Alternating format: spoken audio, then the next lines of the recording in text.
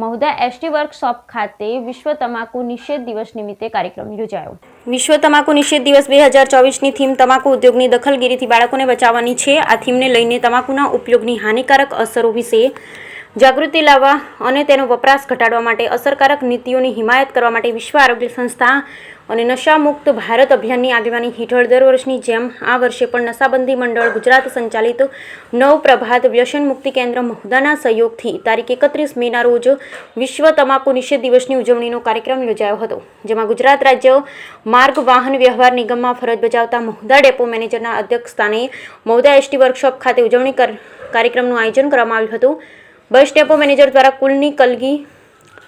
ફૂલની કલગી આપી મહેમાનોને સ્વાગત કર્યું। ત્યારબાદ તમાકુના સેવનથી થતા નુકસાનની સમજ આપી સૌ કર્મચારીગણને તમાકુ મુક્ત રહી સારું સ્વાસ્થ્ય જાળવી રાખવા અપીલ કરી।